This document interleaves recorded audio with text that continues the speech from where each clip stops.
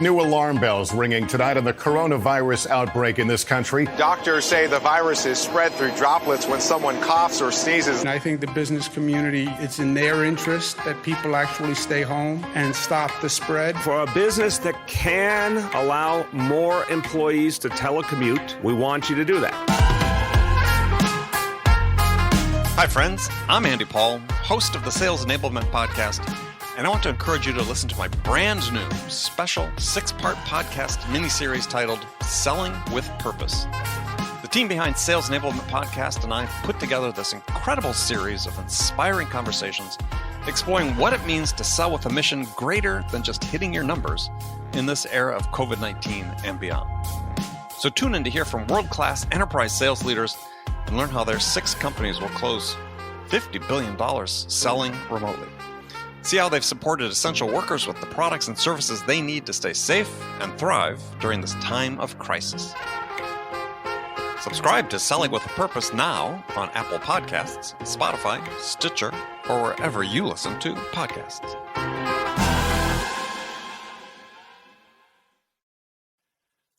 Guided selling from RingDNA makes your entire sales team more effective by revealing exactly what reps should do and when to do it. Guided selling works by transforming sales data into a curated list of prioritized sales actions. So when reps start their day, they'll never again wonder which prospects and accounts or hot inbound leads to reach out to next. Guided selling even shifts reps' priority in response to real-time buying signals. Finally, even new reps can sell like seasoned ones. Let RingDNA be your guide to success. Learn more at ringdna.com/guided selling. That's ringdna.com/guided selling.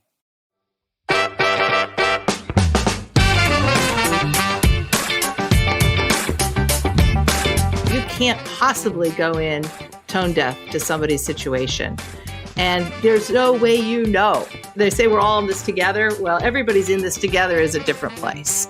You know, if you're calling on someone who's got a sick mother in a nursing home that they can't visit and just got back from a rally that's got them angry for good reason, you just don't know what somebody is dealing with. And I am finding the conversations are happening at such a different human level at every level of the business, across every organization right now, and giving people an opportunity to connect and talk.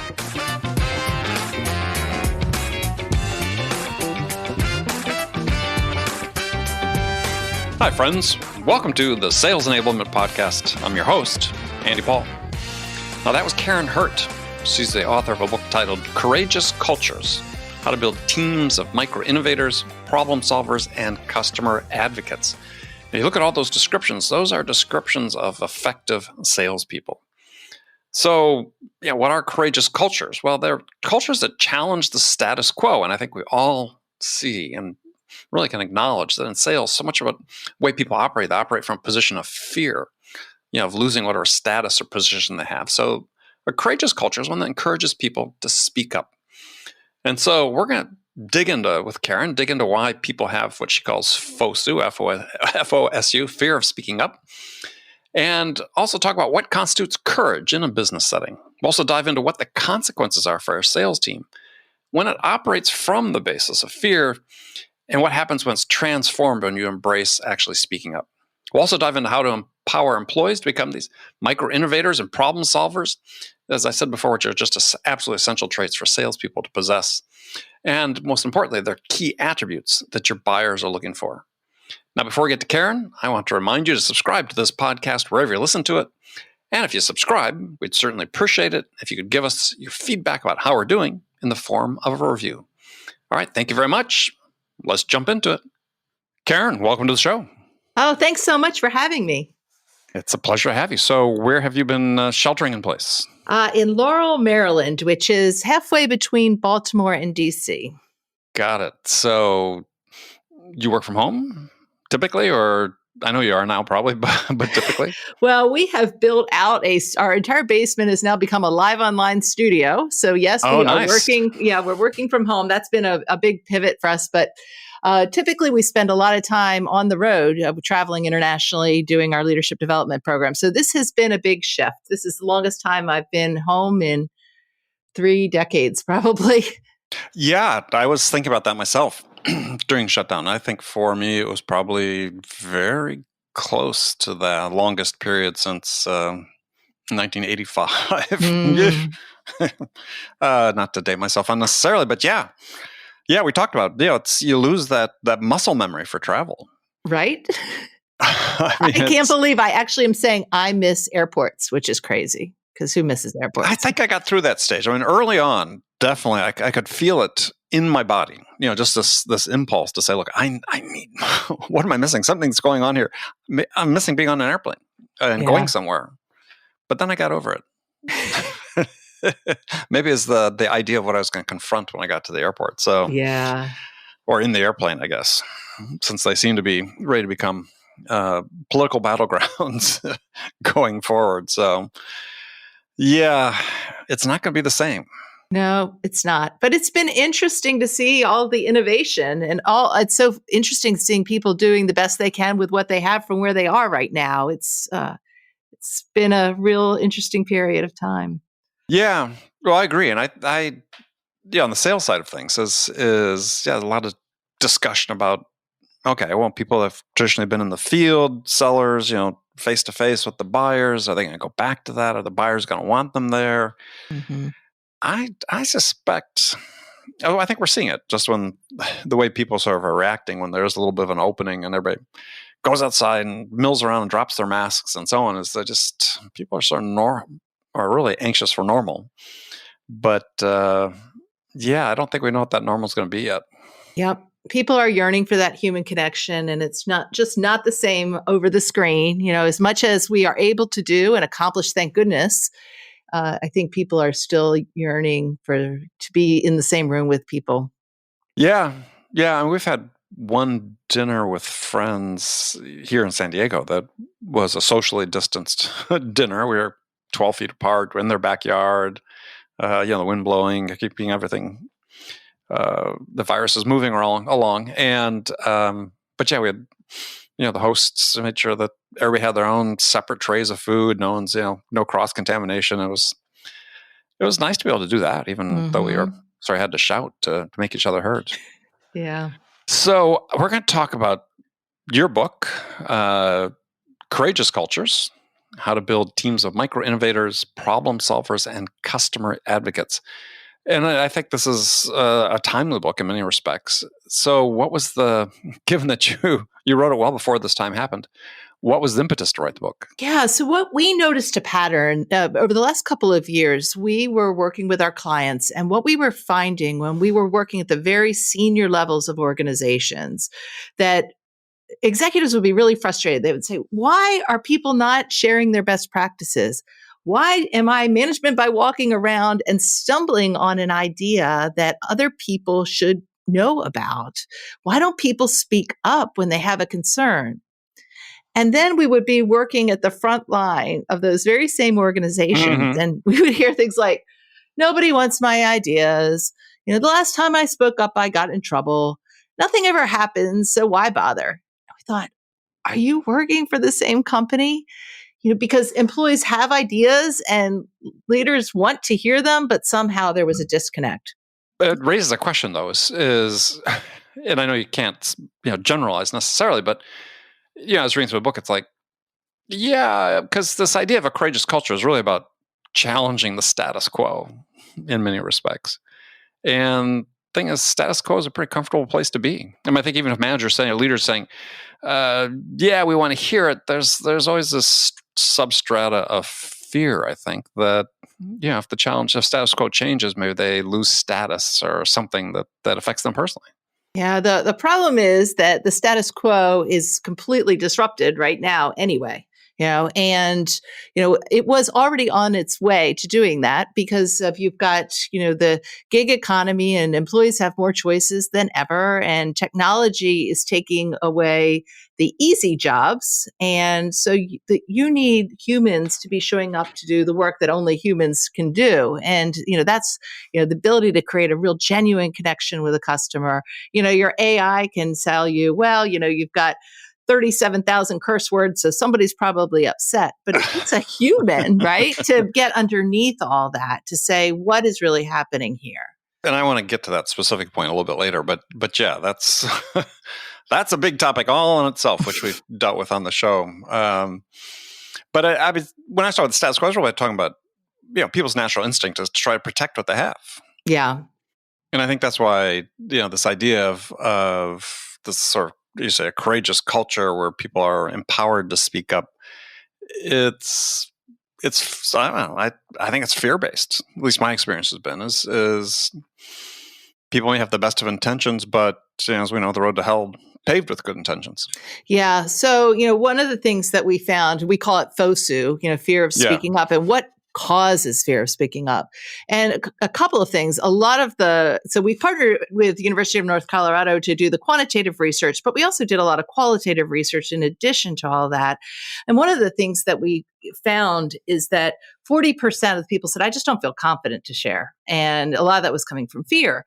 Well, where's the fear? Well, once upon a time, somebody had a really bad boss. And that experience with this really bad boss tends to stick with you. So if you can have, if you've had one really terrible experience with a boss, but you've had other good experiences, psychological research will tell you you are more likely to remember that toxic boss, the one who did shame, blame, or intimidation, or shut you down, or stole your idea and took credit for it. And that lingers. And you're less likely to say, oh, yeah, but that was just that one time. And you're more likely to think, oh, well, if it happened before, it could happen again. Safer to just keep quiet and play it safe. Yeah, and absolutely. And I agree with that. I guess I start with the status quo from the perspective of the bosses. I was just going to address that issue first. You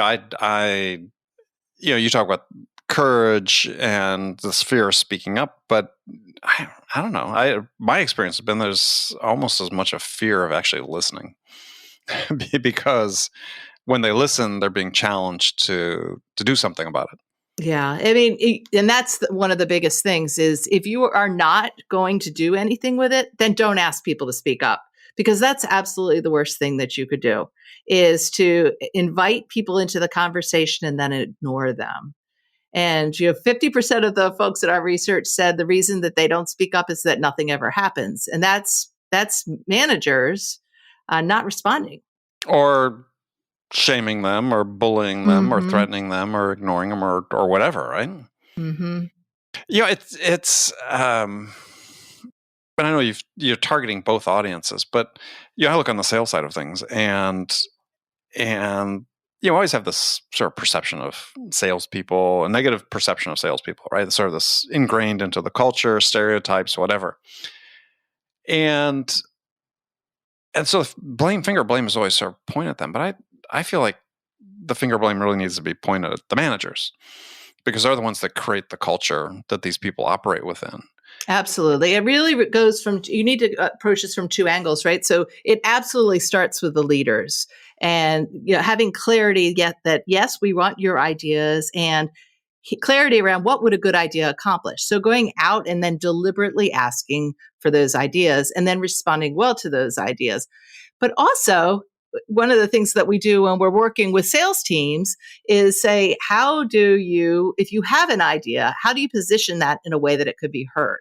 Because part of the reason I think sometimes these ideas are not heard is because they're presented in, a way that maybe is a little clumsy. You just, you blurt it out, or you say, this is stupid, or, and instead of saying, so we teach this idea model, what makes this idea interesting? Well, how is it strategically aligned with where your boss is headed? Is it doable? And to have thought through some of the logistics of your idea. Is it engaging? Who else would think it's a good idea? How do you engage your key stakeholders? And what are a few key actions? And so when you come to with your manager with an idea and you say, hey, I've thought this through, and you take them through this, it's much more likely to be heard. But it absolutely starts. You cannot expect people to speak up if you've got a culture where you're consistently shutting people down or not responding well. Yeah, and the thing that you were just referring to is, people have, like, what did you call it? Your micro-innovators have an idea. And I think there's a really important point there for people, but it's interesting. Well, how do we transition them from this point where hey, I've got this idea, right? I've been working this job. I think I've got a great idea for how we can improve it. But then how do you actually, and you referred to some of them, but I mean, in a practical sense, how do you train people to think these things through? So it's not, a boss that talked about this just needs to be baked a little bit more. And it's like, right. So you teach them how to vet the ideas. This is what a good idea would. Yeah, tell us how they do that. Because part of the reason I think that managers say, hey, our salespeople just aren't thinking strategically. They're only caring about their own bag. That kind of conversation comes often. What we find is they haven't been given enough information to be strategic. So if you want people to be bringing you better ideas of, how do you generate more revenue? How do you get better relationships with your clients? How do you get within a company and, get more deeply embedded? All those things that you want your salespeople to be bringing you ideas around, you need to be specific about connecting what you need them to do to why it matters for your business. Because I think the sales teams that I worked with, I led a large sales team at Verizon. It often feels like things are happening to salespeople. The comp plan is changing, but they don't really understand why, right? It just feels like I'm getting jerked around. Oh, well, we're changing our product mix, but I don't know why. We're going to change our market. The way we're structuring markets, or we're going to realign around brands. And all of a sudden, the sales folks are at the bottom of that cycle and they feel like they keep getting whiplash around all these changes. Right. And, I think that is where, it's particularly in a sales culture, you really need to be explaining and keeping people over-informed on the clarity aspect of what you're doing, why things are happening the way they are, and then bringing them along in terms of how can we do this well, because they're the ones that are closest to the customer. They're the ones that understand that the policy that you are about to do, how that's going to impact and play out for their customers. And they can see it ahead of that impact, but not if you're not asking. And if you're not open to that, we like to say, ask courageous questions. What's one thing that's absolutely ticking off our customers? That's a courageous question because it assumes that something is ticking off our customers. And it's also very finite, right? Just one thing. So that makes it easy to do. And then when your salesperson brings you that and they give you one, you go, thank you. What's one more? And now you have a conversation. Or what are our policies that suck? Right? Because they're the ones that know, because they're hearing it from your customers, And so you're assuming that there are policies that need to change, and then you're actively listening. And in a sales culture, if you can be having every one of your salespeople knowing that it's not only okay, but it's expected that you're going to be bringing ideas and challenging, that's where you're going to you will get to solutions much more quickly. Well, I think one of the push-pulls that exists increasingly in sales these days is the fact that there's so much data about what's going on in sales, greater sort of process transparency, and thus metrics that people look at, that I think there's a discounting that goes on of what people say and their observations, because they're saying, well, I'm not sure the data supports that. Yeah. And I see this as a big concern of mine as I look at organizations, because I think in the past, what you saw more frequently in a sales environment was managers being less focused on the metrics and more about what can I do to develop this individual. But now it's more, I'm not saying exclusively, but you see a greater trend toward, well, let's judge what you're doing based on what the numbers say. It's interesting. We are in the middle of a really big leadership development program. We're designing the curriculum really from scratch for these folks. And it's, one of the things we're really focused on is moving from what we call counting to quality. So it's not just how many client visits did you make, right? How many sales calls did you make? Yes, it's a numbers game. Sales is always going to be a numbers game to some extent, right?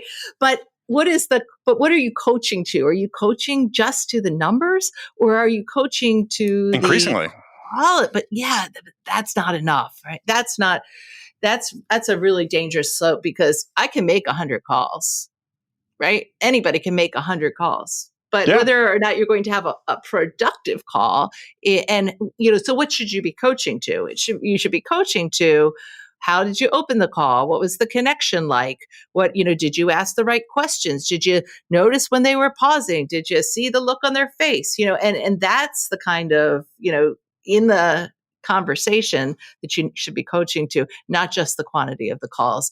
And, we call that playing you want to play the game, don't game the score. And, if you're only coaching to numbers, then it's really tempting for your salespeople to game the score and give you the numbers that you want, but you're not going to get the end results that you need. Yeah, and my point too is the fear that managers discount the observations of the people who are in the process talking to the customers because they say, well, the data doesn't necessarily support that. Mm-hmm. And as I want to get to and talk to is per what you talked about before with so our AI machine learning driven systems, you can't take the human out of the process. So not to focus exclusively on sales, but I mean, it is, obviously our audience, but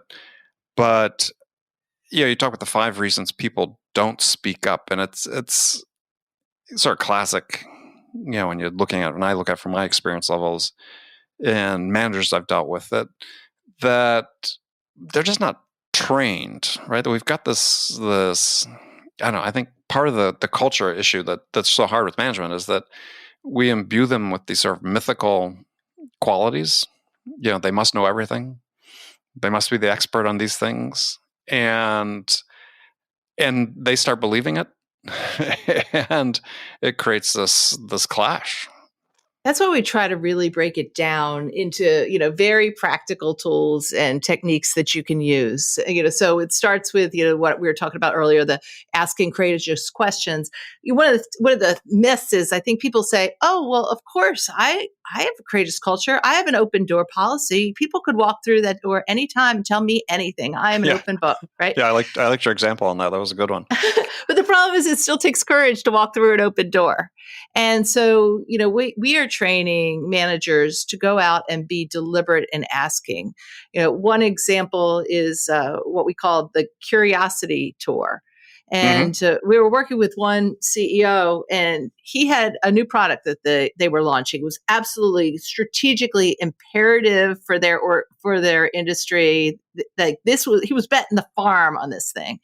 And he had what I would call a high clarity culture. He was absolutely communicated well 5 times, 5 different ways. He connected what to why. He did strategic stories. He held rallies to make sure everybody understood. He managed by walking around, made sure everybody was doing what they were told. But it was but the product was not selling. And so I said to him, what if for 1 week you just stopped telling and you showed up curious? And so he said, I was walking through our call center, and one of my top sales reps was on the phone, and I was listening to her struggling to answer these customers' questions. Mm-hmm. And I thought, you know what? I'm supposed to show up curious. Now, he had to be really careful because this could be radically intimidating to a sales rep on the phone. But he said, look, my coach said I'm supposed to be showing up curious. So would you mind if I took over the call? And so he got on the call. He introduced himself to the CEO and said, hey, it looks to me like my rep is having trouble explaining this to you. Can you tell me tell me the questions you're, not understanding? And he said, when he listened to those questions, he understood there were things about this that they had not thought through. Like she didn't have the answers to those questions. And neither did he. And they had some things they had to really think about. And so that's when we say show up curious and listen to the people closest to the customer. He had to be open to that. Until he was really open and deliberately seeking out information, he did not have all the information to build the product launch. Yeah, I mean, and you can translate that down several levels in terms of individual performance styles, right? I mean, if he's not curious, then sellers aren't going to be curious either. Right. I mean, chances are their culture is going to be a little more pitch oriented and a little more what I call logic based, right? Here's our offer. Here's the logic of why you need to buy it, as opposed to let me ask some questions that might influence the choices you want to make about what to buy. Absolutely. Yeah, very interesting. I mean, you talk about, and you write in the book, is that success within organizations depends on incorporating these best ideas from around the business. As you said, what happens if it's if you never hear what's broken? Right. And this is another thing that happens in sales is managers just saying, "Yeah, you're distracted by that." Mm-hmm. Right? You're distracted. I just heard this in a conversation last week with someone. Is asking a question of this VP about this person, and it's just like, yeah, he's just, we don't want to go there. He's being distracted by this.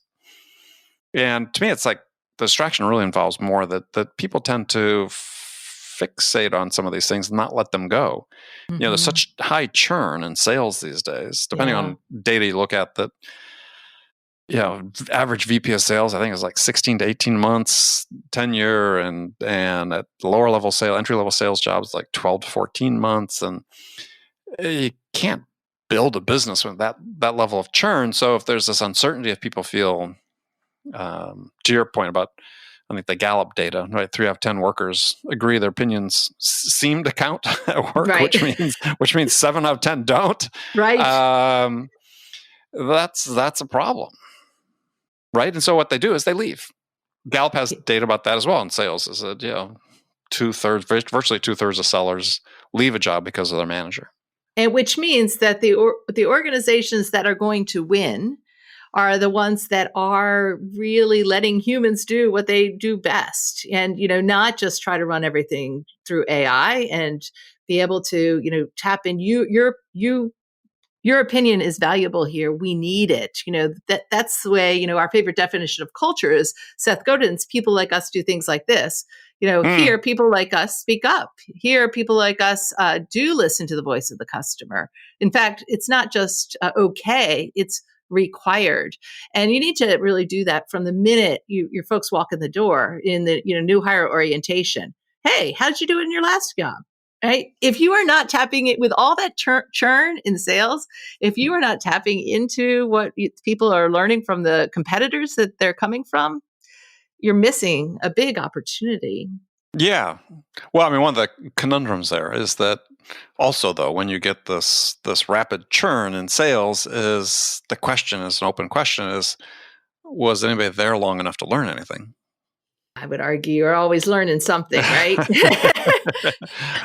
Possibly, one question I like to encourage people to ask in their, if they're new hires, is what is one thing that your old company did better than the way we're doing it here?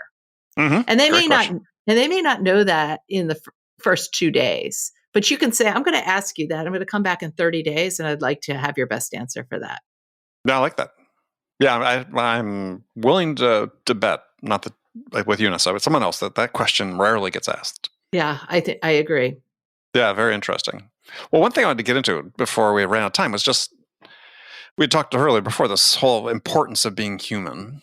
And for me, this has never been more essential than now in sales, is that there's this wave of fear that AI is going to take over and humans will be unnecessary in sales. And I don't believe that for an instant. I mean, obviously at some lower end, more transactional opportunities perhaps, but as you talked about, you say the secret to surviving and thriving in the automation revolution is in what computers can't replace, which is creativity, empathy, and critical thinking, especially in unpredictable environments. And there's nothing more unpredictable than a sales interaction with the buyer. Right.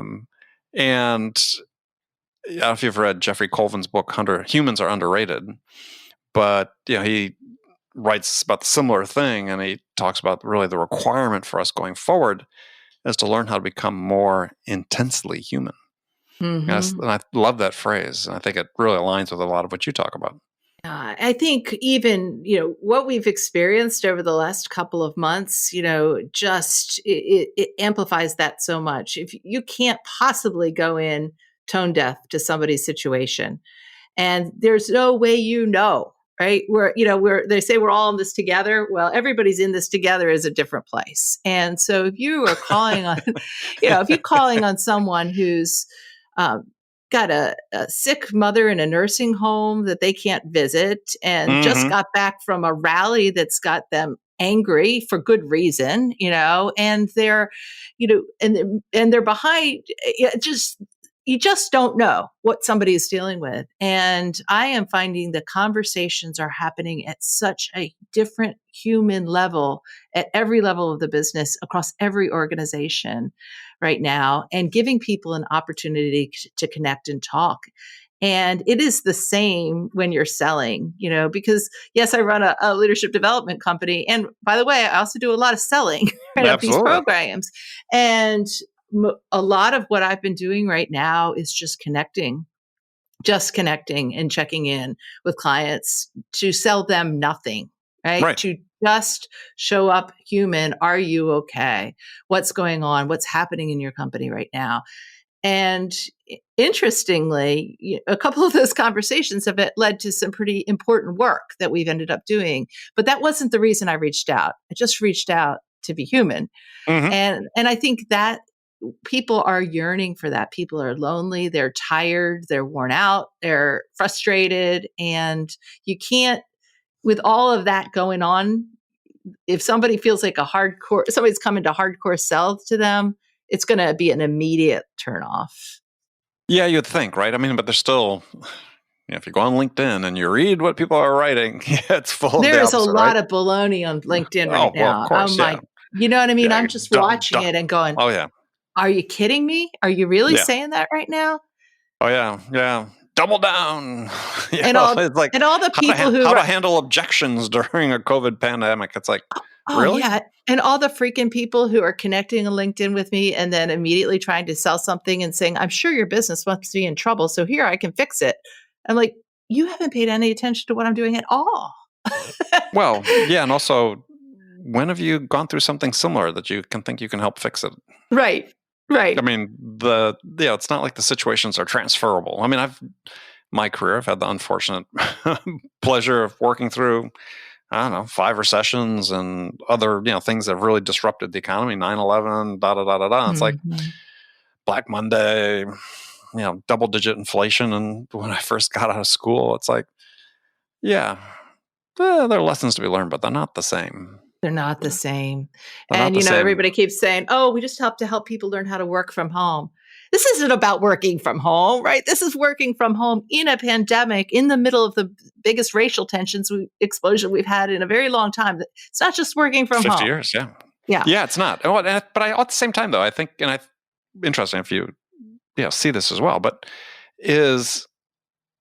there's never been a time in my career, certainly, that spans a long time, is that where when you're looking to connect with someone, that you've had this shared experience. It's not identical experience, but it is shared. Yep. And, if you can't connect in the midst of this, right? If you can't empathize with what people are going through in the midst of this, because you too are going through it to some degree, you're in the wrong field. I mean, certainly from a sales perspective, because as you said, you really got what humans do best. You say is, connect and create. And, in my writing and the work that I do, I think that I can usually tell with somebody just on how they connect, whether they're going to win a piece of business or not. Yeah. I think, small talk has gotten bigger, like even someone said to me the other day, do you just get really stressed out when you have to go to the grocery store? And the answer is yes, by the way. And yes, I thought, yes. but I thought that is, that was small talk, but it was big talk. It went to No, I think that's a great question. I love that. But it is those things, right? I oftentimes talk to people at challenge of educating their kids. I mean, my kids aren't at home, but it was hard enough educating teenagers and elementary school kids when they were going to class. Yeah, I think Zoom also, everybody says, this is, so hard over Zoom. But if you are selling over Zoom right now, you are seeing into people's homes. You're watching their toddlers crawl into their laps. Right? You have big opportunities for genuine human connection that you wouldn't have necessarily had if you, took them out to, Chili's for lunch. Yeah. Well, I think that along with this connection is, again, you used a phrase which I really liked, which was that empathy can't be outsourced. Right. And I've used something similar, and it's so true. I mean, this is, to Colvin's point about becoming more intensely human, is the way that where you differentiate yourself in an automation-driven economy is just be more human, have empathy, do the things that machines aren't good at and aren't going to be good at for a long time. Yeah. One of the things that we do a lot with groups is ask for their hopes and fears. And we have ways of collecting those in an anonymous way and then bringing out the themes to folks. And people want to talk about that. It is astounding to me how much people are just so wanting to talk about that right now. We were working, just with this group yesterday, and they were so busy. Like at the beginning of the session, I'm overwhelmed. All these feelings. Like and I thought, oh boy, they're not going to have time for what we're about to do. This is going to not land well, because it was about connection and getting underneath these fears and their hopes and how they were going to thrive in the next 18 months. They were so all in, even as busy as they were. It was almost like they exhaled to be able to have those conversations. So what did you hear in those conversations? People are very, it was one thing, people just went into overdrive for the last 3 months to pivot well, right? Like, oh, all of a sudden we're all working from home and we've got this new approaches and we've got new processes. And it was like the adrenaline was up. Yeah. And now they're looking and they're like, oh my gosh, this is not going away anytime soon. And now it's like, how are we going to do this now for the next 18 months? And it was interesting. One of the executive teams we were working with said, they were international. So they've been dealing with this since China first had the first cases, So they thought, he's like, well, originally we put all the energy, we're going to support our peers in China, not thinking that this is going to be our problem too. Right. And then, oh, now we're going to support our peers in Italy. Oh my gosh. Now and so it's just been, this roller coaster for them. And so what we're taking a step back is, where do you find your courage? You haven't seen something like this, but you have had courageous moments in the past. What happened then? What are the values that you care about most right now? How do you want to be remembered once this is, we're through this? How do you want to have been proud of that you showed up during this time? And a lot of what people are saying is, I am learning a lot more about empathy than I ever have before, and I don't want to lose that. Right. Yeah, very interesting.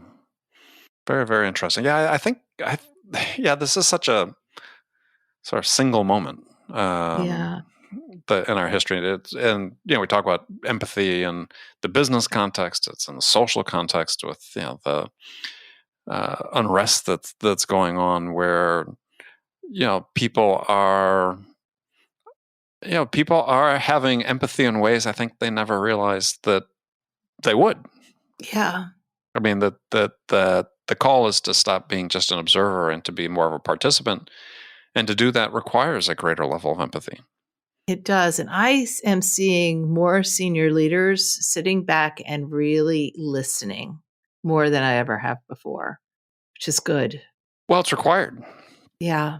I mean, I think there's so many challenges. One is, to build a truly diverse workforce and to have truly equal opportunity for people.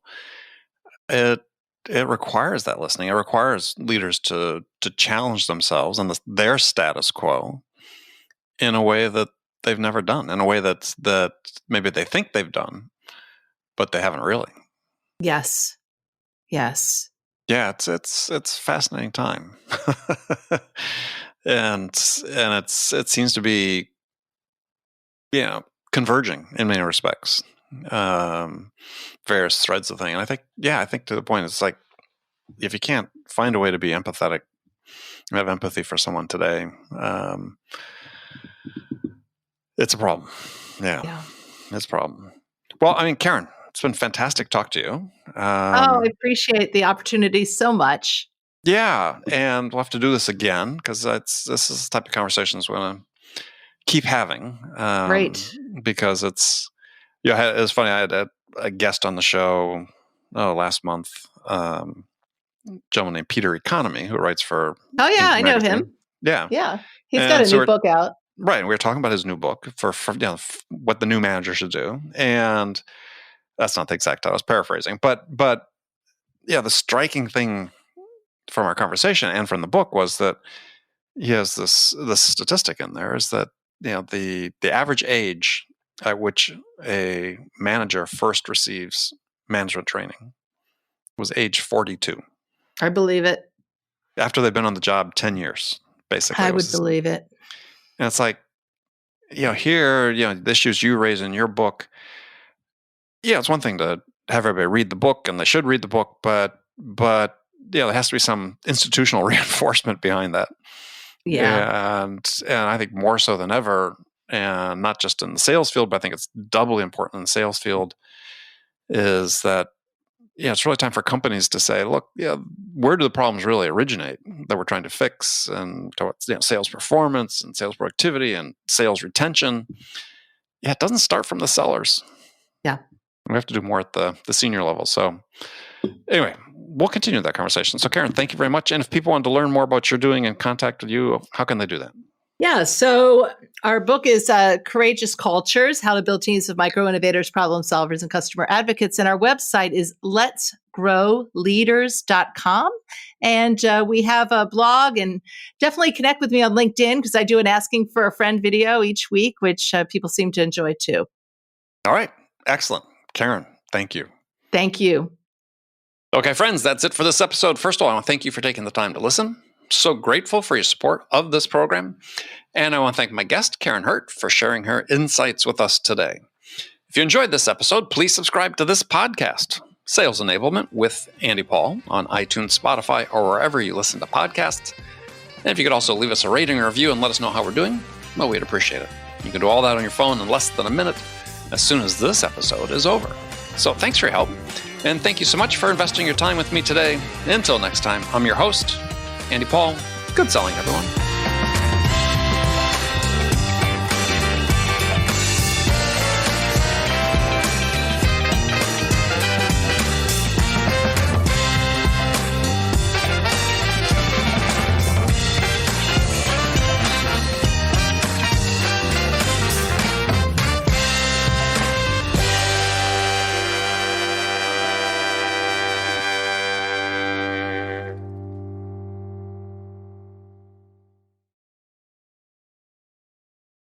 RingDNA is the leading sales enablement platform that uses AI to help scale business growth. Trusted by the top companies across the globe, RingDNA offers a suite of powerful tools for every sales role. The RingDNA Dialer radically improves sales productivity and call connection rates, while guided selling helps reps know exactly what to do and when to do it. Conversation AI uses artificial intelligence to surface the most impactful coaching opportunities in real time. So, no matter where your team is working from, the RingDNA platform can help them exponentially increase call connections, opportunities, and revenue. Learn more at ringdna.com/platform. That's ringdna.com/platform.